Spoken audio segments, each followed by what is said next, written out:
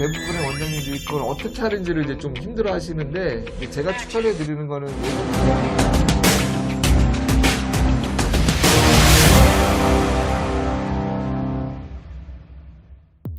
안녕하세요. 리스펙트 병원 컨설팅의 이승열입니다. 김호민입니다. 오늘은 뭐 교육, 평가, 보상, 치과에서의 교육, 본인은 어떻게 생각하세요? 어떤 치과든 간에 우리 치과의 시스템을 무조건 따라야 돼. 다른 데서 하는 거는 다 안 돼. 약간 이런 데들을 많이 봤어요. 다른 치과를 가면 다시 처음부터 배워야 되는? 기계를 키우는 듯한 느낌? 그런 게 저는 좀 싫었어요. 그래서 저는 일을 가르치게 되면은 그 얘기를 했어요. 이거는 여기서는 이렇게 하는 건데 다른 치과 가면 안 그럴 수 있다. 거기서 가면은 다시 배워야 된다. 교육을 할 때 꼭 그걸 두 가지 방법을 알려주세요. 저는 일반적으로 다른 치과에서 하는 방법, 네. 우리 치과에서 하는 방법. 아주 좋은 실장님이시네요. 그럼 현실적인 문제로 이제 얘기가 들어가면, 이제 치과 위생사분들이 현장에 나와가지고 제일 크게 겪는 고충이기도 해요. 우리나라 병원 문화라는 게 예방적으로 매출을 만들 수 있는 게 별로 없다 보니까 계속관리 프로그램 같은 경우에는 사실 정착하고 운영하는 게 원장님의 보통 의지로는 되게 어렵거든요. 면세사업이니까 비영리다라고 얘기하지만 그럼에도 불구하고 원장님도 생업이시고 직원들도 급여를 받는 사람이다라고 하면 매출이 어느 정도 나올 수밖에 없는 구조다. 우리나라처럼 진료 퀄리티에 비해 가지고 저수가로 하향 평준화 되어 있는 나라에서 어떻게 하면 효율성을 높일 것인가에 대한 직원들이 이제 진료 보조 역할을 얼마나 충실히 잘할 수 있느냐. 그러니까 원장님들이 임플란트 진료, 교정 진료, 보철 진료를 할 때 그걸 얼마나 어시스트를 잘할 수 있느냐가 이제 병원 매출의 어떻게 보면 성패에도 좌우가 되는 상황이거든요. 그러다 보니까 교육이라는 게 대부분 치위생사로서 대학 때 배웠던 예방이나 환자의 구강관리 쪽이라기보다는 보철을 얼마나 빨리 수행할 수 있는 능력이라던가. 그래서 원장님들 면접 볼 때 제일 많이 하는 질문이 그 임시체 얼마 만에 만들어요? 임프레션 능력이 어느 정도 되세요? 수술 없이 얼마나 잘하세요? 능숙하게.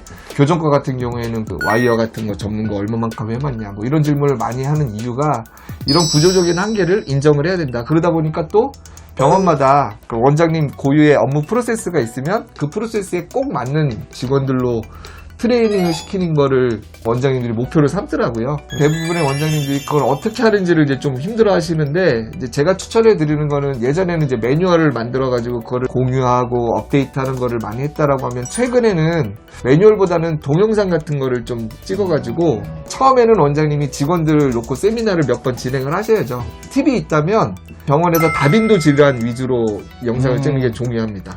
거의 뭐 1년에 한두 번 할지도 말지도 모르는 걸 갖다 굳이 찍을 필요는 없고, 가장 많이 하는 거 뭐 예를 들면 레진 치료, 인네임, 크라운, 뭐 그 외에도 뭐 임플란트 수술에 하는 방법, 뭐 준비하는 기구, 뭐 이런 걸 갖다가 동영상으로 잘 찍어서 그걸 뭐 밴드나 아니면 내부 인트라넷에다가 뭐 이렇게 올려놓던가, 신입 직원들이 들어왔을 때 교육 방법을 멘토가 일일이 그걸 안 찍어가지고 하나씩 가르치는 방법보다는 동영상을 한번 찍어놓고 이제 원장님이 주도해 주시면 제일 좋아요. 그때 찍을 때는. 그래야지 이제 원칙이 흔들리지 않으니까요. 입사가 확정된 직원들한테 예습을 시키는 경우도 봤어요. 아, 맞아요. 그래가지고 입사하시면 그걸로 이제 테스트를 해가지고 본인도 이제 능력 인정받으려고 하면 미리 볼 수도 있고 시간적 여유가 좀 있으니까. 그 다음에 이제 1년차 같은 경우에는 입사하면 중간중간 어렵지 않은 시험들로 테스트 해가지고 진행하는 경우도 봤고요. 사실 이론적으로는 어차피 학교에서 다 굳이 합격하면은 기본적인 것들은 저는 다 알고 위생사가 된다고 생각을 하거든요. 굳이 그 테스트가 사실 큰 의미가 있나? 이론은요.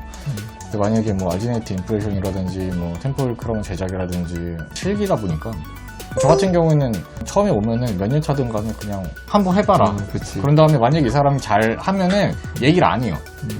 왜냐면 또 그 사람만의 또 스타일이 있을 수 있기 때문에. 존중해줄 필요도 있죠. 근데 만약에 부족한 부분이 있으면 이것도 잘못하면 제가 굉장히 또 꼰대가 될 수 있거든요. 그래서 네가 하는 방법이 이렇게 했는데 나 같은 경우에는 이렇게 한다. 근데 내가 이거를 이야기해주는 이유는 몇 년 동안 해보니까 이게 가장 좋아서 난 이렇게 하는 건데, 내 방법을 무조건 쓰라는 건 아니고 내가 한 방법도 알고 한번 너도 이렇게 트라이를 해본 다음에 더 좋은 방법으로 너만의 스타일을 만들어라라고 저는 항상 좀 꼰대가 되지 않기 위해서 노력을 많이 했던. 좋습니다.